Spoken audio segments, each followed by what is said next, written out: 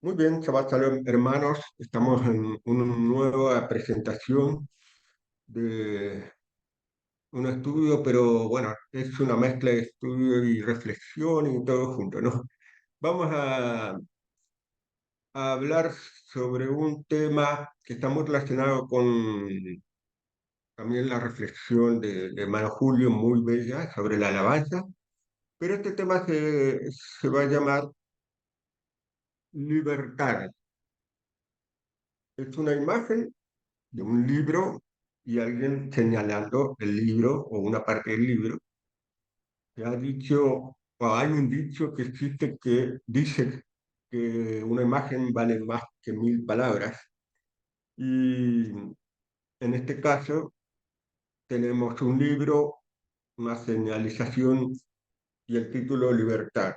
Este libro podría ser cualquier libro, podría ser, y tendría sentido porque este, hay una ley de la vida que dice que si los jóvenes estudian, pueden tener una cierta libertad, liberarse sobre todo de las posibilidades de caer quizás en la pobreza. Estudiar es bueno porque le da más posibilidades, no la seguridad completa, sino la posibilidad de conseguir un trabajo. Claro, qué clase de libertad en ese trabajando, ¿no? Ahí está después si uno entra en relación de dependencia, que no es completa libertad, o si tiene la posibilidad de trabajar de manera independiente, que aún así de una manera independiente, con una profesión, tampoco es libertad. ¿Por qué? Porque hay un sistema que también, por más que uno tenga todas las posibilidades de que gane mucho dinero, hay un sistema que esclaviza, pero siempre es mejor adquirir conocimiento, da más posibilidad de liberarse, de tener sustento y de tener también algunas facilidades para disfrutar en la vida. Pero aún uno puede seguir en la esclavitud. Por lo tanto, si entendemos ese libro como la escritura, conocida como la Biblia, allí podemos alcanzar una libertad independientemente de si uno haya estudiado o no. Eso aquí tiene que quedar claro. Es independiente, porque uno podría decir, y bueno, el que no estudia algo, una carrera, algo, ¿va a ser esclavo obligadamente? No. Todo depende de si adquiere este conocimiento. Lo mejor, por supuesto, es tener todo, pero a veces no se puede por distintas circunstancias en la vida. A algunos les toca realidades diferentes que no pueden estudiar, etc. Entonces, cuando la escritura, estudiamos la escritura, entonces podemos alcanzar una libertad que es la libertad espiritual. A eso vamos ahora. Cuando estudiamos la escritura, siempre tenemos que verlo como un libro que enseña, que instruye, un libro que instruye en la vida, tiene como un manual de la vida, y por eso hay en cada relato que parece histórico, eh, hay enseñanzas de vida. Voy a sacar el micrófono para... Entonces, tenemos una parte de la escritura que habla de Egipto. El contexto es el libro de Éxodo, Temor. El contexto ya nació Mosé escapó de lo que ya se sabe, que tuvo que escapar de Egipto. Después tuvo un encuentro con Yahweh, con el mensajero de Yahweh en la zarza. Ahí está toda la conversación y Yahweh lo escoge como para ser el líder que va a liberar a Israel de Egipto. Transcurre todo el hecho de la elección y la preparación como líder, que no es sencilla para Moisés. ¿Qué pasa? Lo envía, el pueblo lo recibe con agrado, con ilusión, y cuando se presenta ante el faraón Mosé, resulta que es un fracaso, se podría decir, pero de un fracaso no sorpresivo, sino que ya estaba adelantado, que iba a pasar, ¿no? No tiene efecto, sino que tiene el efecto contrario, el faraón se enoja y hace más, hace más dura la opresión al pueblo de Israel, que como ya saben muchos, y no tienen que realmente estudiarlo, el hecho de que desde una familia de Jacob y sus hijos se hizo un pueblo grande y el faraón comenzó a oprimirlo. Y entonces ahora, con la intervención de Moisés, se hace más dura todavía la intervención y el pueblo cae en lo que sería un estado espiritual muy bajo. Ahora lo vamos a explicar. Eh, y Moisés incluso hasta se debilita también en su esperanza, en su convicción. Por eso después viene este pasaje donde lo manda de nuevo, le explica a todo Moisés la realidad de quién es Yahweh y lo manda de nuevo con la esperanza, confirmando la esperanza eh, de qué va a suceder. Por eso en el pasaje de Éxodo 6:6 al 9 dice así lo siguiente: dile, por lo tanto, al pueblo israelita, yo soy Yahweh, yo los libraré de las labores de los egipcios, los libertaré de su servidumbre, los redimiré con brazo extendido y mediante grandes juicios, y los tomaré para que sean mi pueblo, y yo seré su Elohim. Y ustedes sabrán que yo, Yahweh, soy su Elohim, que los libró de las labores de los egipcios. Los llevaré a la tierra que juré a darles a Abraham, Isaac y Jacob, y se la daré a ustedes como por posesión. Yo, Yahweh. Esa es la promesa que ya se le había dicho en un primer encuentro de Moisés con el pueblo, se habían visionado.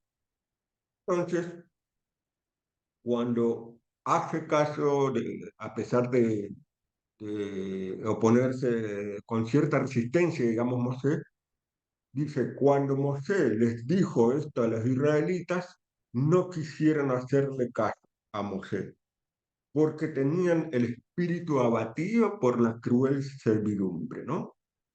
Aquí es donde vamos a enfocarnos. Lo que dice específicamente en este último versículo que hemos dicho.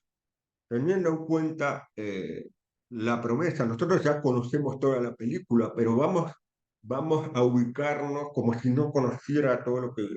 y vamos a ubicarnos en la piel o en la vestimenta o en los zapatos de esos egipcios, no, perdón, de esos israelitas en Egipto, quise decir.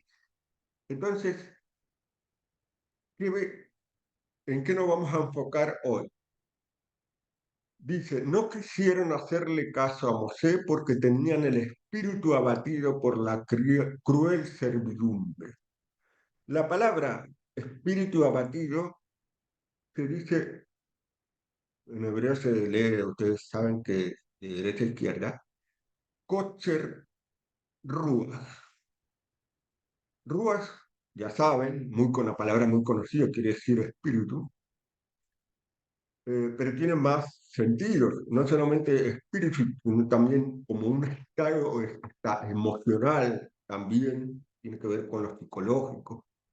Y la palabra kosher, fíjense que lo que literalmente significa es algo corto o acortar. Entonces, literalmente lo que está diciendo allí es como que tenían el espíritu acortado. Por lo tanto, se entiende esta frase coche rúa como que estaban afligidos, estaban muy afligidos. Esa es una de las interpretaciones de coche rúa, aflicción. Pero fíjense que la palabra aflicción se usan otras palabras hebreas. Por ejemplo, una es aná, que es muy famosa y muy en general se usa la palabra aflicción. Pero aquí se está usando coche rúa, como que tenían apocado, como que se sentían, lo que quiere decir es que se sentían como que había poca, poca vida, que era mucho sufrimiento lo que estaban experimentando, ¿se entiende? A eso apunta, que no estaban viviendo realmente como debería ser en libertad. ¿Por qué? Porque estaban en esclavitud, ahí lo dicen, por la cruel servidumbre, es decir, por la cruel esclavitud. Entonces, ellos estaban como, se sentían como muertos, entre comillas, muertos espiritualmente. Sentían que no podían vivir como debía ser. Pero también la palabra kosher eh, tiene que ver con algo corto, pero que tiene que ver con algo que no espera. Por eso, también fíjense que lo maravilloso de de las palabras hebreas, que pueden significar dos cosas hasta diferentes, pero relacionadas. Por ejemplo, además de coste hacer aflicción, también puede significar impaciencia. Y están muy relacionadas. ¿Por qué? Porque hemos dicho que Moisés prometió la liberación, o trajo la promesa de Yahweh para la liberación al pueblo israelita. ¿Qué sucedió? No hubo liberación y se agravó el estado en el que estaban, ¿no es cierto? Entonces, ¿eso qué produjo? Produjo mucha aflicción, mucha tristeza y también impaciencia, es decir, en el sentido, bueno, como resignación, como resignación. Entonces, ¿esto a qué apunta? Eso hay que ubicarse que estamos en un lugar que es Misraim. Misraim es limitación, es lo que se traduce como Egipto, viene de una raíz que es limitación, algo que como que limitando y apretando. Y eso es lo que producen las pruebas.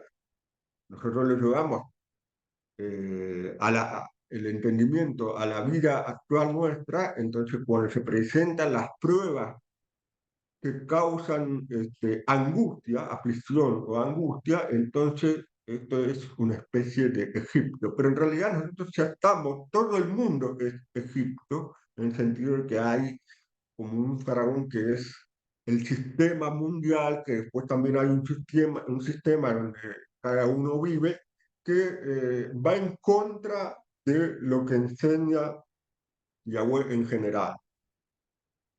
Y porque está gobernado por gente, por supuesto, que no tiene ninguna intención de respetar la voluntad de Yahweh. Entonces, todo eso y a su vez lo que pasa en la vida y cómo nosotros encaramos la vida hace que aparezcan muchas veces es responsabilidad de uno mismo que llame, es como que llame a una prueba por ciertos errores o por no despertar, no realmente tomar conciencia de la importancia que es justamente buscar la dirección de Yahweh y por medio de su palabra. Entonces eso hace que uno caiga en alguna situación de prueba. Pero también, como dije antes, lo que produce es el entorno egipcio, entre comillas, del mundo de la actualidad. Hoy en día, ese faraón que produce aflicción, opresión, se puede ver, por ejemplo, en Internet, en las redes sociales, que hay muchas y de fácil acceso. Entonces, ¿qué puedo encontrar ahí? Puedo encontrar mucha información, pero a su vez puedo encontrar también mucha basura que son como dardos envenenados. ¿Para qué? ¿O para qué? ¿Para qué cosa? Para la mente. Muchas veces podemos encontrar basura. ¿Qué es lo que hace? Produce aflicción. produce un estado de kosher ruach, es decir, está orientada a la desesperanza, a, a inyectar tristeza. Por eso hay que tener mucho cuidado con el tema de entrar y caer preso de ese sistema que es la libertad que da Internet y más aún eh, el tema de redes sociales. El mundo está contaminado y silenciosamente o casi sin, y silenciosamente o ocultamente o de manera camuflada, lo que apuntan dardos, como digo, venenosos, son a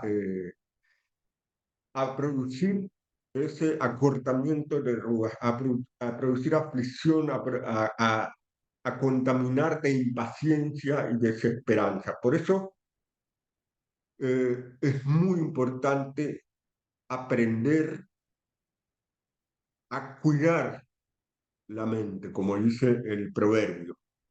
Cuida tu corazón, la mente. El corazón tiene que estar relacionado con la mente, donde allí en la mente fluye el Ruach, que es también tiene que ver el Ruach con el pensamiento. Ese es cuidar la mente, porque dice el proverbio, es la fuente de la vida. O sea, cuando alguien con su fe aprende que tenemos que enfocarnos como dijo el hermano Julio, que alabar a Yahweh, pero alabar es más allá que de un canto, de una canción. Alabar es buscarle en oración y muchas otras cosas, o hacer su voluntad. Todo eso es alabanza.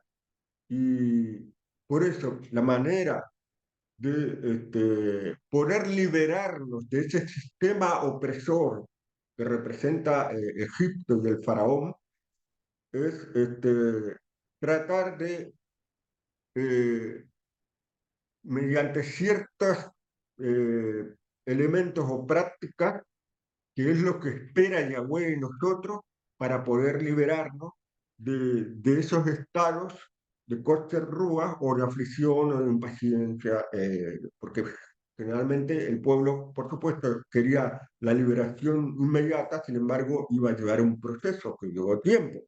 Entonces, eso es lo que enseña la escritura también. Muchas veces todos queremos las cosas rápido, que se solucionen rápido, pero sabemos que incluso para tener conocimiento, sabiduría, hay que trabajar mucho tiempo, este, trabajar y pasar muchas pruebas, que es lo que nos va a hacer edificar.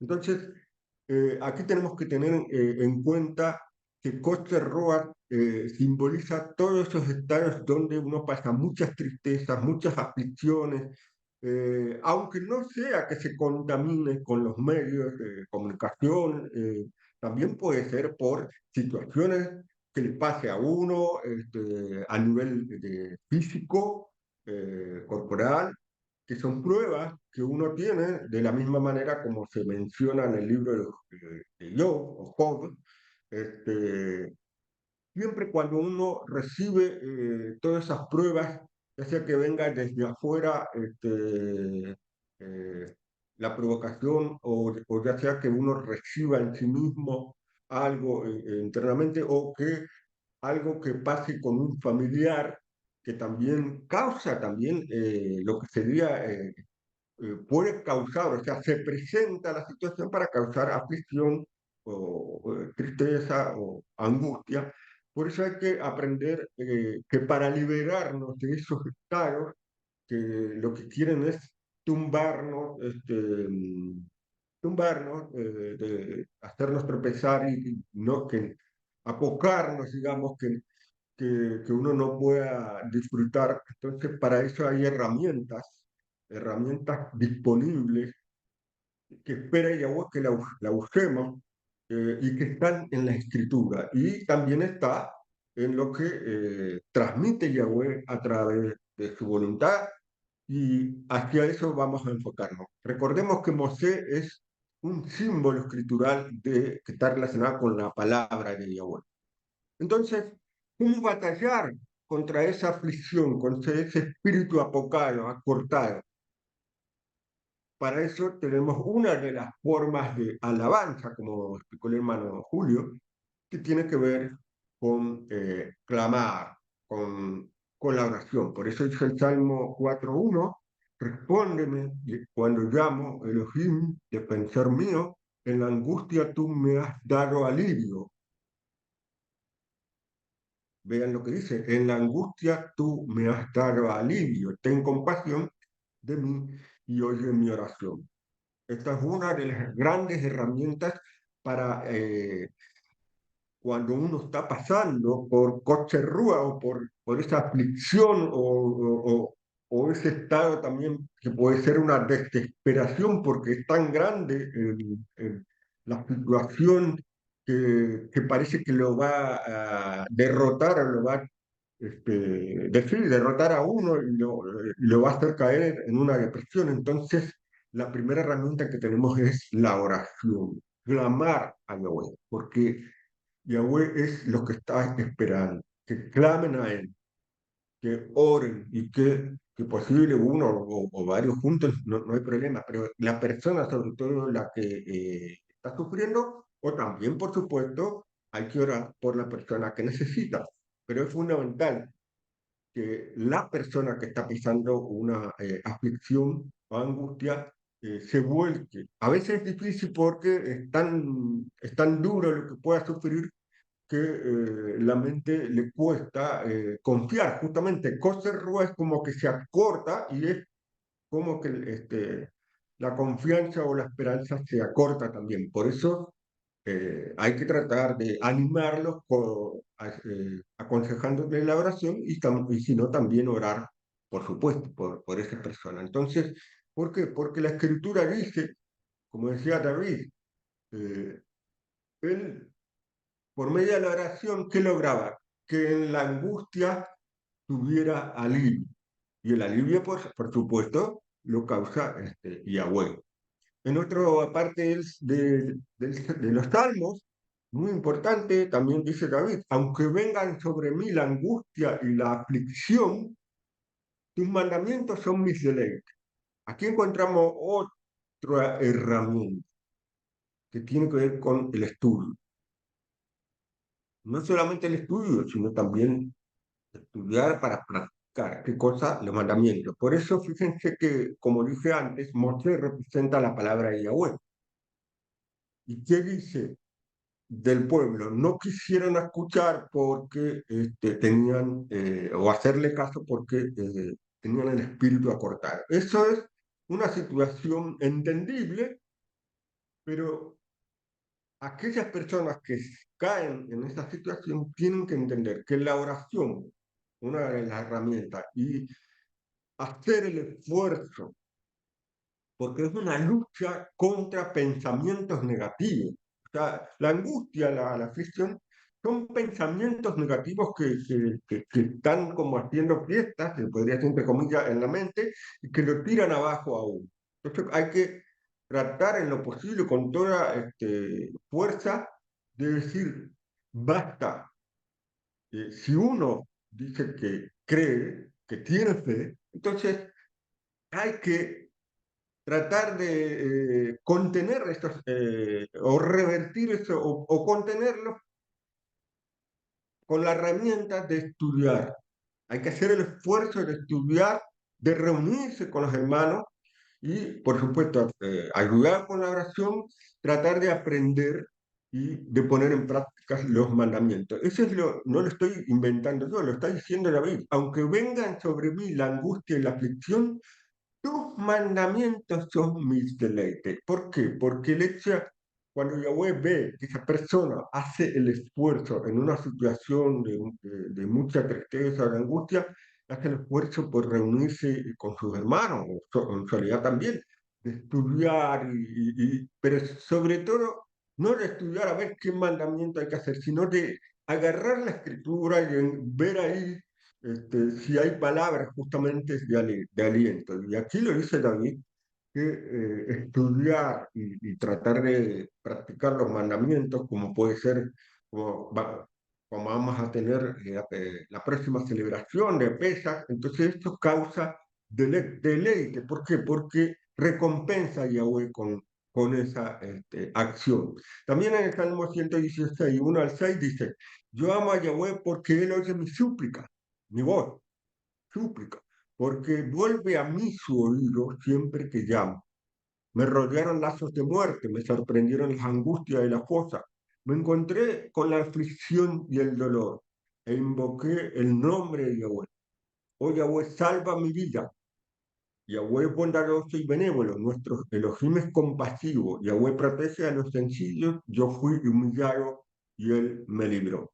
Claro, aquí otra vez se repite la herramienta de la oración, que siempre va a escuchar Yahweh cuando nosotros le clamamos a Él, aún en las peores situaciones, en esas situaciones donde realmente parece que se acaba todo, que termina todo. Eso es lo que dice en el versículo 3 y 4, en el 3 sobre todo, que es una situación muy difícil, y dice, invoqué el nombre de Yahweh. Y dice, oh Yahweh, salva mi vida. Eso hay que pensarlo más allá de una pronunciación, Yahweh, porque es muy importante clamar refiriéndonos al Todopoderoso Yahweh, este, pero la invocación va, como decimos, tiene que ver con la oración, con el estudio, o sea, va más allá solamente de decir, no hay que quedarse con mencionar algo y esperar con los brazos cruzados que suceda lo que queremos. O sea, siempre en la escritura, invocar el nombre de Yahweh tiene que ver con algo mucho más profundo, espiritual, que simplemente mencionar el nombre, sobre todo como ayer se habló también con el marido Yosef, eh, tiene que ver con una acción que va más allá de la pronunciación del nombre, es decir, tratar de hacer la voluntad de Yahweh. A eso apunta invocar el nombre de Yahweh. ¿No es cierto? ¿Por qué? Porque Yahweh, tenemos que saber lo que significa el nombre de Yahweh. Yahweh significa aquel que va, en pocas palabras, el que va a hacer lo que promete. Esto es bien resumido lo que significa Yahweh, ¿no es cierto? Porque el que promete y hace lo que promete, que cumple lo que promete. Entonces, por eso tenemos que ver que la invocación tiene que ver más allá con la pronunciación de algo. Y la confianza, por supuesto. Y en Génesis, fíjense que en Génesis sucede algo curioso. Cuando pasó lo del tema de Siquem, hubo una matanza de los de Simón y Leví, estaban contaminados porque habían robado los ídolos. Entonces dice, Elohim le dijo a Jacob, levántate, sube a Betel y quédate allí y edifica allí un altar a él, al poderoso, que te apareció cuando estabas huyendo de tu hermano Esaú. Así que Jacob le dijo a su familia y a todos los que estaban con él, desháganse de las deidades extranjeras que hay en su medio, purifíquense y cambien de ropa. Vengan, subamos a Betel y edificaré allí un altar a él, que me respondió cuando yo estaba en angustia, que ha estado conmigo donde quiera que he ido. Ahí fíjense, a eso apunta el tema de invocar el nombre, de hacer lo que Yahweh quiere, y en este caso es purificarse, cambiarse de ropa, es una metáfora que tiene que ver con sacarse simbólicamente la ropa impura de desobediencia, de hacer lo que hace todo el mundo. Fíjate cómo entra ahí el hecho de no copiar las costumbres del mundo, lo común que hace el mundo. O sea, esa es la ropa común que lleva a sufrir mucho, a angustiarse. Entonces, por eso el cuidado de la mente. Y hacer el cuidado de la mente es saber controlar todas esas herramientas que tenemos fácilmente disponibles, como el Internet, y usarlas debidamente para beneficio. Entonces, allí, a eso sumado a la oración, y a tratar de purificarnos por medio de estudiar la escritura y obedecer y poner en práctica sus mandamientos. Eso es lo que dice allí, que hace subir a Betel. Eso también es como una especie de metáfora. Betel significa casa de Elohim, y hacer un altar, es decir, un altar significa que estar ante la presencia, invocar a la presencia. Betel es un estado espiritual, así como lo es el templo, como es Jerusalén, que se hablaba ayer, anoche, como yo sé, es la casa de Yahweh, es la casa donde es un estado espiritual que nosotros queremos vivir allí, con la ayuda de la presencia, que es eso es buscar hacer un altar, tratar de estar en la presencia de Él por medio de purificación, de obediencia, de puesta en práctica del mandamiento, y entonces ahí dice que eso hace que responda en los momentos de angustia, ¿no es cierto? Y también Yahweh acompaña en todas las situaciones. Confianza en la obediencia es para certificar lo que estábamos diciendo. Como dice el Salmo, aunque vengan sobre mí la angustia y la aflicción, tus mandamientos son mis deleites. También dice, si tu Torah no hubiera sido mi deleite, yo habría perecido en mi aflicción. Estos todos los pasajes para confirmar lo que habíamos dicho antes. El hecho de el estudio, una de las grandes herramientas del estudio, y buscar, eh, tratar de encontrar un mensaje en las escrituras, eh, porque Torah significa instrucción, buscar en la instrucción de Yahweh la posibilidad de batallar y ganarle a esos pensamientos negativos y levantar, hacer el espíritu más grande y no corto, ¿no? En contra de esa situación. Dice, nunca descuidaré tu precepto, pues has preservado mi vida con ellos. Fíjense cómo relaciona David el hecho de, en el primer versículo, los mandamientos son el deleite, eh, como por ejemplo practicar, guardar el Shabbat, que tiene que ser eso causa una delicia, un deleite. La Torá, también estudiar la Torá es un deleite, que va en contra de lo que provoca la aflicción, el Kotel Rúa. Entonces, también ese compromiso de estudiar siempre y estar empapados del conocimiento de los estudios para preservar la vida. ¿Por qué? Porque las personas que están alejadas de eso corren mucho riesgo de estar, aunque no quieran la vida físicamente, de estar como muertos espiritualmente. También fíjense que, yendo ahora a los escritos y a la buena noticia de Juan, el Evangelio dice, el Mesías dijo, les he hablado estas cosas para que en mí tengan paz. Salón. En el mundo tendrás aflicción. Le dice, es sincero, no promete cosas fantasiosas. No, en el mundo, aún creyendo en mí, sea, aún creyendo en el Mesías, en el mundo van a tener aflicción. Es imposible casi no tener aflicción. Pero, ¿qué dicen ya Josué? Tengan valor, yo he vencido al mundo. Ahí da una clave. Tengan valor, yo he vencido al mundo. ¿Qué quiere decir eso? Que solamente por creer en Él vamos a salir victoriosos de los momentos que causen aflicción. No. Él está diciendo, tengan valor, yo he vencido al mundo. Entonces, lo que quiere decir es que yo les dejo ejemplo de cómo pueden vencer también ustedes, eso es lo que está diciendo el Mesías, ustedes también pueden vencer al mundo si me toman como ejemplo.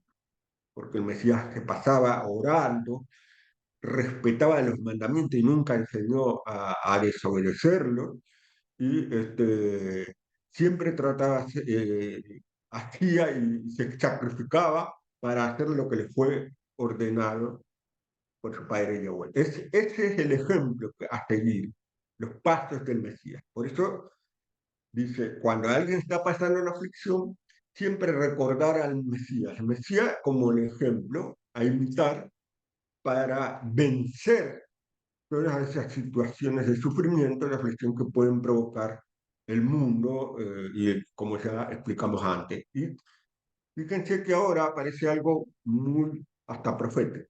En Salmos 36:7 dice, cuán precioso es tu amor, oh Elohim. La humanidad se acoge a la sombra de tus alas, se sacian completamente de la rica abundancia de tu casa. Recuerden, casa en el sentido espiritual, de un estado espiritual. Le das de beber de tus refrescantes manantiales, porque contigo está la fuente de la vida. Por tu luz vemos luz. Ese pasaje es de una profundidad grandísima y hasta profética. Y ahora lo vamos a explicar un poquito. Dice otra vez, cuán precioso es tu amor, oh Elohim. La humanidad se acoge a la sombra de tus alas. Ahí dice, la sombra es Bestel. Aquí vamos a hacer un poquito más técnico porque tiene, para explicar qué mensaje hay detrás de estas hermosas palabras. Bestel es sombra y de tus alas dice Benapeja. La raíz está aquí, si lo pueden ver en azul, Canaf. Canaf significa alas, pero también tiene otro significado que es el borde de algo, el borde de algo, ¿no? De cualquier cosa. Una mesa puede ser también el borde de una vestimenta. Vamos a ver, es el borde de algo. Entonces, también tiene que ver con extensión. Por eso la idea de ala es algo que se extiende. Y entonces, ¿qué más dice? Se sacian, la humanidad que se acoge, o sea, se refugia, es otra palabra que puede traducir de esa palabra, se refugia a la sombra de tus alas, o sea, las alas de Elohim, por supuesto, no es ningún animal, tiene que ver con eh, justamente un estado que provoca Elohim Yahweh. Y dice, se sacia completamente de la rica abundancia de tu casa, es decir, la casa también, para entrar en la casa de Yahweh hay que hacer su voluntad. Y al entrar en esa voluntad o en esa casa, esto es estar cubierto bajo la metáfora que es las alas de Elohim o de Yahweh. Y en esa sombra que provoca las alas, por supuesto, estamos, las alas como si tuvieran unas alas de ave, entonces si el sol está alumbrando, si estamos bajo sus alas, produce una sombra. Bueno, la sombra, pero obviamente es simbólico, porque tiene que ver con estar cubierto con esa realidad que provoca el hacer la voluntad de Yahweh. Y hacer la voluntad de Yahweh, o sea, estudiar, eso con la herramienta de estudiar y poner en práctica sus mandamientos, hace que uno beba, como dice allí el Salmo, le das de beber de tus refrescantes manantiales. Un detalle aquí, que la bien traduce refrescante, dice aganeja, aganeja. La raíz de aganeja es Eden. Eden. ¿De dónde viene Eden? Del principio. ¿Dónde fue puesto el hombre? En Gan Eden. Gan Eden, en un jardín Eden. ¿Y qué significa Eden? Significa delicia, delicioso, algo que gusta mucho, que causa mucho placer. Entonces, fíjense cómo el hebreo tiene escondido cosas muy profundas, porque lo que causa estar haciendo la voluntad de Yahweh, que significa simbólicamente vivir dentro de su casa, es obtener, beber de esa agua que es refrescante, es decir, que provoca una situación parecida a la que tenían antes de caer, antes de ser expulsados los primeros seres humanos, en ese jardín de delicias. O sea, eso lo que provoca es revertir la situación de si uno está sufriendo, revertir y aún y ver que encontramos personas que están pasando por situaciones terribles, pero ellos se sienten en salud. Muchas han seguramente encontrado personas que no entienden. Parece ilógico, y se preguntan cómo está pensando tantas cosas terribles y está en paz, en salud. ¿Por qué? Porque es como si estuviera en el Edén.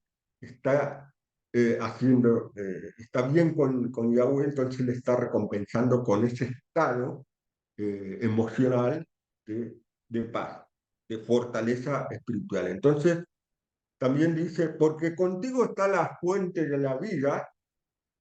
Eso es como hablamos hoy, tratar de enfocar nuestro pensamiento, nuestra mente a, a esas herramientas que estamos mencionando. Y dice, por tu luz, en este caso, la primera palabra luz hace alusión a la sabiduría, eso buscar, estar en la casa, hacer su voluntad, estudiar sus mandamientos, orar. Todo eso va a hacer que tengamos contacto con la sabiduría de Yahweh. Y gracias a esa sabiduría de Alares vamos a ver otra luz, y esa luz es el Mesías. Es una luz que está reflejada, la segunda luz se refleja en la primera luz, ¿cierto? El Mesías es el reflejo de todas las bondades, de toda la realidad. Eso lo explica Pablo, ¿no es cierto? De la luz del Padre. No son lo mismo, es un reflejo, es alguien que con sus acciones manifiesta, por eso cuando le dice, creo que era Tomás, ¿cuán tanto tiempo he estado con vosotros? Y dice, muéstranos el Padre. Le está diciendo, si me ves a mí, necesita ver al Padre. No está diciendo que es el mismo, sino que Él está mostrando al Padre. Y eso es lo que nosotros tenemos que para participar esa segunda luz que es el Mesías, para estar dentro de su cuerpo, no es solamente decir estamos en el cuerpo del Mesías porque creemos en él. No, esa no es una luz, es una luz que beneficia a uno, pero no beneficia a los demás, porque hay que imitar al Mesías, de manera como dijo el Mesías, ustedes son una lámpara, si está debajo de la mesa no alumbra, la pones encima para que pueda iluminar a los demás. Y ese a eso vino el Mesías. Y por eso, pero para lograr eso tenemos que tener contacto de la principal luz, que es la sabiduría de nuestros padres, estudiando. Eso es lo que quiere decir ahí. Fíjense, para tener una explicación de las alas, de lo que significa estas alas, en una gran profecía de los tiempos que están ocurriendo desde hace mucho, Zacarías 8:23 dice, así dijo Yahweh de los ejércitos. En esos días, 10 hombres, que significa multitudes de personas, 10 multitudes de personas de naciones de todo idioma, se aferrarán, dice, Yahaziku, Yahaziku, lo vamos a explicar qué palabra raíz muy linda de allí. Yahaziku, dice, aferrarán, prenderse. Se repite, cuando se repite es algo que sin duda va a ocurrir. Estamos dentro de allí una profecía enunciada. Se se aferrarán, ¿de qué cosa? De cada Yehudí, dice literalmente, ya cada judío, o Yahudí como está escrito en la Biblia, pero bueno, es cada judío. ¿De dónde se van a aferrar de cada judío? Dice Bignah, ahí dice Bignah, del borde de su manto. ¿Por qué? Porque la raíz que está aquí es la misma que está aquí en alas, ¿ves? Estas tres letras que tienen que ver con la raíz canaf son estas mismas tres letras raíz. Por lo tanto, esa raíz no solamente significa alas, sino también, como ya hemos dicho, significa el borde de algo, de algún elemento. Y en este caso se alusiona al borde del manto. ¿Qué simboliza el borde del manto? Es las enseñanzas. Y dice, aquí esta alusión a judío a representaciones. Lo que enseñan también los judíos, más allá de que tengan errores por tradiciones humanas, lo que mantuvo cuando el pueblo judío cuando estuvo en Babilonia, a pesar de que se contaminó la fe y las creencias, pero lo mantuvo, no se perdió, no se asimiló como pasó con las 10 tribus, las otras 10 tribus de Israel. Entonces, eh, siguieron enseñando los rabinos y ahí hay que utilizar una herramienta, como dijo Pablo, investigarlo todo y retener lo bueno, es decir, separar la paja del trigo y aprender, por supuesto, con mucho estudio, acompañar de distintos hermanos de conocimiento, como el marido Chef y otros, entonces a aprender a escoger lo que lo fundamental de la enseñanza del judío. Y también apunta a aferrarse al principal judío, que es, por supuesto, ustedes saben, ya el Mesías de Josué. Ya Josué nació de la tribu de Judá, porque desciende de la tribu de Judá. Entonces, también apunta esta profecía a aferrarse más precisamente del principal judío, de las enseñanzas del Mesías judío. Y dirán, queremos ir con ustedes porque hemos oído que Elohim está con ustedes. Entonces, pero lo bueno, ¿qué es lo que hay de bello en esta profecía? Dice, se aferrará. ¿Cuál es la palabra raíz que se repite aquí? Es hachak. Hachak representa prenderse, aferrarse, pero también significa por fuerza, fortalecer. Entonces, fíjense que aquí el hecho de aferrarse a las enseñanzas del Yahudí, Yahudí, porque ahora vamos a ver que, como dice la profecía grabada por Jacob sobre su hijo Yahudá, el cetro no se apartará de Yahudá, o sea, hasta que venga el Mesías, que tiene que ver con la segunda venida, no la primera. El cetro es la autoridad para enseñar. Insisto, más allá de que haya errores actualmente desde Babilonia por contaminaciones, hay autoridad. Por eso Pablo dice en Romanos 3, ¿qué beneficio hay en el comienzo? ¿No? ¿Qué beneficio hay en ser judío? Mucho, porque se le ha encomendado la enseñanza de la palabra de Yahweh. Por eso es fundamental esta profecía de aferrarse tanto a las enseñanzas de los sabios, siempre con el cuidado de que no caer no copiar errores, pero también aferrarse a las enseñanzas del principal judío, que es el Mesías. Y eso es lo que hace al aferrarse a las enseñanzas, eso es lo que va a hacer, ¿qué va a hacer? Hazak, va a fortalecer, va a beneficiarnos con fortaleza.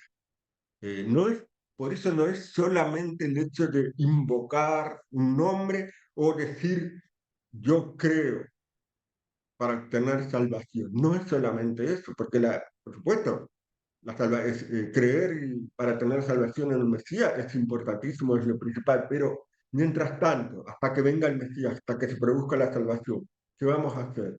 No vamos a hacer nada, vamos a sufrir con los brazos cruzados, por eso dice Hazak, es decir, esfuérzate, como se le pidió al caudillo que representaría al Mesías, Josué, el sucesor de Moisés. Al comienzo del libro de Josué dice, esfuerza, estudia, que la Torá esté todos los días y esto producirá la recompensa, como dijo Jacob, que donde quiera que vayas te va a acompañar y eso va a producir la fortaleza que da Yahweh. Yahweh, o sea, fíjense, cuando uno se esfuerza, ¿cuál es la retribución? La fortaleza. Es una recompensa, una retribución. Eso es no quedarse con los brazos cruzados y eh, esas alas tienen que ver con las sombras de esas alas, son las enseñanzas de Yahweh. ¿Se van entendiendo? Fíjense como caná, que son alas, también significa el borde de un manto. Y ese es el símbolo de la palabra de Yahweh. El manto, se podría decir, el manto y las alas de Yahweh son su palabra. Cuando nos refugiamos sobre esa sombra, podemos revertir la situación de cualquier aflicción o tristeza o angustia. Entonces, por eso fíjense que en el Salmo 23 dice algo muy interesante. Aunque yo pase por el valle de sombra de muerte, dice literalmente, y ahí dice la palabra calmave, calmave. Fíjense que ahí aparece la palabra sal, que es esta misma, Chen, y significa sombra. Entonces, aunque la situación de prueba parezca ser lo más terrible, ¿no es cierto? Lo más sombrío, que es lo que también se puede traducir ahí, lo más sombrío, lo más negativo, esa situación, esa sombra va a ser revertida. Eso es lo que dice David. Ningún mal yo temo, porque tú estás conmigo. ¿Qué significa eso? Significa lo que dice después. Tu vara que simboliza tus mandamientos. Y tu callado, callado es el símbolo de un pastor que guía, por eso se refiere al Mesías, me infunden aliento, me fortalecen. Fíjense cómo está todo relacionado. Hace hachak, me fortalece, ¿no es cierto? O sea, esa sombra que se presenta para derribarlo a uno, cuando estamos confiados, cuando estamos seguros que no importa lo más sombrío que aparezca, confiamos en Yahweh y usamos las herramientas de estudiar, de aferrarnos a la vara, que son estudiar tu mandamiento y practicarlo, y aferrarnos al Mesías y a imitar. No olvidemos, como dice, esta luz, segunda luz, es imitar al Mesías, seguir su ejemplo. Entonces, ese tal que esta sombra se va a revertir, porque va a ser, si no hacemos esto que dice el Salmo 23, entonces va a ser una sombra muy negativa, es la sombra que todo el mundo que no tiene fe es la que más sufre, es una sombra que causa mucho sufrimiento, pero cuando con fe, esa sombra se transforma en de las alas de Yahweh, y eso provoca fortalecimiento, infunde aliento, o sea, revierte, fíjense que acá seguramente va a aparecer la palabra rúa, o sea, revierte el cóctel rúa y lo hace, podríamos decir, un rab, o sea, aumenta el rúa, es decir, aumenta la fortaleza espiritual y da esperanza, da paciencia, todo lo contrario a lo que vimos hoy, el que significaba corte, rúa, impaciencia, sufrimiento, revierte toda la situación, pero utilizando esas herramientas, no solamente pensar solamente, en la fe y nada más.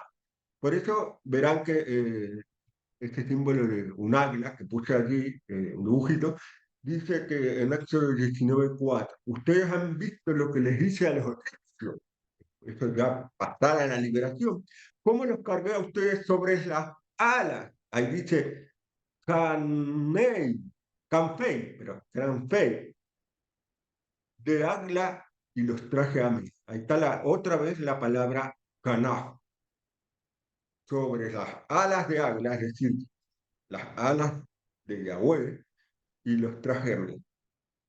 Y eso significa lo que explicamos, ¿no? Aferrarse a sus enseñanzas, instrucciones, y mediante también acompañado con la oración, y eso hace que nosotros lo podamos fortalecernos, estar en un estado que Hazak, el aferrarse fortalece a las enseñanzas. Y ya finalizando, dice Una parte muy importante, bueno, aquí estamos, una representación, una imagen de los israelitas cuando ven que el mar, el junco, el mar rojo se abre para producir la liberación, que eso es lo que recordamos siempre en Pesach.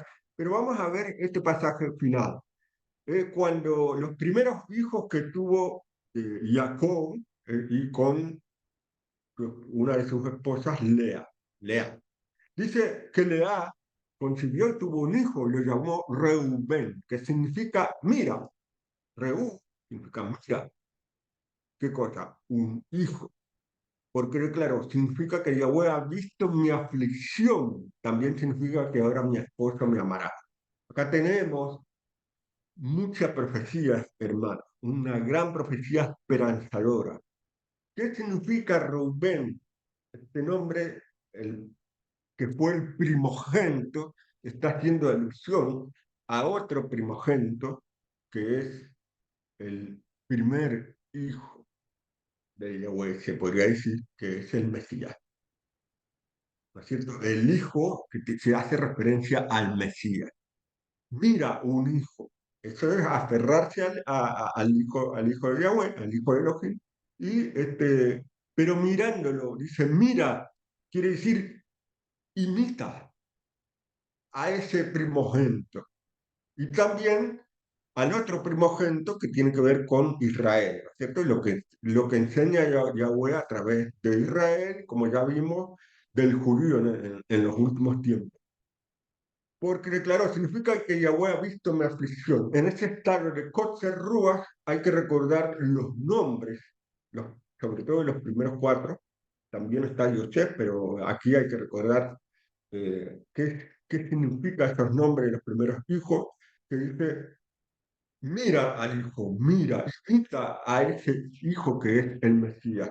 Esto hará que revierte en la situación de aflicción y dice que mi esposa me amará. Esto puede estar relacionado con el tema de el esposo que se va a convertir Yahweh en Israel, de Israel, perdón. Cuando recibe la Torah es como un casamiento. Entonces, en la escritura se identifica a Yahweh como el esposo de Israel y dice, me amará. Esto puede hacer alusión a que cuando nosotros hacemos, miremos, imitamos al hijo primogénito que es el Mesías o Israel también, entonces vamos a revertir la situación de aflicción porque Yahweh va a amarnos. Y el amor no es que, de Yahweh no es que desaparece, sino que siempre está, pero cuando lo buscamos, cuando cumplimos con él, entonces él recompensa. Este significa el amor, la recompensa. Y esto es lo que está esperando hacer. También dice que concibió otra vez y tuvo un hijo y lo declaró, esto es que Yahweh oyó que no me querían y me hará este también. Así que le llamó Simón, oyó. Bueno, este segundo hijo está relacionado con que Yahweh está siempre allí aunque parezca que no, pero siempre está ahí esperando oír. Por eso está relacionado con la oración, con clamarle a Él, como dijo el hermano Julio, con alabarle de todas las maneras diversas posibles. Entonces, este Simón oyó también quiere decir que siempre va a oír, que el amor nunca se acaba. Entonces está allí esperando cuando nosotros estamos sufriendo para escucharnos y que clamemos y le pidamos y le agradezcamos también, porque hay que agradecerle, y esto es muy importante, la gratitud aún de las situaciones que pasamos difíciles, porque esto es para beneficio nuestro. Entonces, en el siguiente dice de nuevo, concibió, tuvo un hijo y declaró, esta vez mi esposo se apegará a mí, porque le he dado tres hijos, por eso le llamó Leví o Leví, que significa apegar. Bueno, aquí esto tiene que ver con la relación justamente, en la consecuencia de imitar a su hijo, que representa el Mesías, el hijo primogénito, también lo que representa a Israel, eh, imitar, aprender, poner en práctica sus mandamientos, eso va a hacer que también oremos a Yahweh para salir de cualquier situación difícil, y eso va a hacer que la relación cause un apegamiento. Pero el apegamiento también tiene que ver con no desviarse, porque una cosa es empezar a hacer algo, pero después, como le pasó al pueblo de Israel, estaba apegado, pero después cuando estaba bien, perdió sentido y se fue tras su pecado. Entonces hay que tener esto. El apegamiento tiene que ser constante, perseverar, confiar, esperar pacientemente. No todo puede venir rápido, porque Yahweh tiene todo su motivo, su plan. Si demora es por alguna razón perfecta y justa de lo que él decide. Y finalmente dice que concibió otra vez y tuvo un hijo y declaró, esta vez alabaré a Yahweh. Por eso lo llamó Yahudá, alabanza de Yah. Y entonces dejó de dar a la. Ahí terminamos con estos primeros cuatro hijos. ¿Qué significa Yahudá? Bueno, ahí está, alabanza, que me explicó muy bien el hermano, que es un tema grandísimo. ¿Cómo alabar a Yah? Y aquí estamos mostrando algunas herramientas que tienen que ver, y quizás por ahí las fundamentales, el hecho de la oración, practicar los mandamientos, que eso es lo que al fin y al cabo va a producir la liberación de caer en cualquier estado que produzca aflicción, angustia o impaciencia. Entonces, todas estas herramientas de oración, de imitar, de tener como ejemplo al principal judío, eh, o ejemplo del pueblo de Israel que a pesar de sus tropiezos siempre se mantuvo como pueblo, nunca desapareció, aún durante los exilios, fíjense que el último exilio provocado por los romanos podía haber sido la desaparición, pero no, se mantuvieron en todo el mundo y una parte logró que se produzca el Estado, pero esto va más allá de un Estado porque Egipto representa al mundo y Egipto representa también un estado de fe imperfecta que se va a terminar cuando vuelva el Mesías.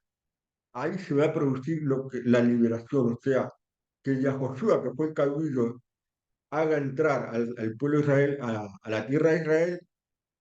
Eso es la segunda venida, eso es realmente sacar el Egipto espiritual que aún perdura, porque ya sea con errores de conocimiento o ya sea por influencias de los entornos, de los gobernantes, de los sistemas culturales, todos estamos todavía como si fuera en Egipto. Y cuando alabamos a Yahweh, cuando producimos esa alabanza y ese respirar que mencionó el hermano Julio muy bien, es Yah.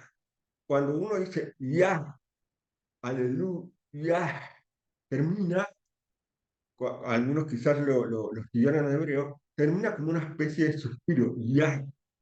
Por eso cuando esa respiración es que estamos haciendo como suspiro, y sobre todo cuando tenemos conciencia que estamos respirando y agradecemos a nuestro Padre que estamos con vida, eso nos fortalece, porque Yahweh nos está sustentando, nos está manteniendo, y si avanzamos en ese conocimiento y buscamos y por medio de estas herramientas revertir las situaciones de angustia, de corto rúas, de apocamiento de rúas, entonces allí por medio de la Torá y de imitar al Mesías, vamos a cruzar por lo que quise representar en esta imagen, ese mar. Las palabras de Yahweh están relacionadas simbólicamente con agua, y ese mar que se abre para cruzar por medio de la palabra de Yahweh y entonces ser libres, libres, aunque estemos en pobreza, aunque estemos en riqueza, libres. Vamos a estar fuertes y vamos a fortalecer la esperanza, porque en nuestra vida no está reservada para este mundo, sino el mundo que trae el Mesías. Y aunque tengamos que sufrir y vamos a sufrir, pues como dijo el Mesías, tenga fuerza, fortaleza, ánimo, porque yo he vencido al mundo. El Mesías nos mostró el camino de vencer de acuerdo de la mano de la Torá. Y nosotros tenemos que imitarlo. Y esperemos que pronto venga el Mesías para poder hacer realidad nuestra esperanza. Amén y amén.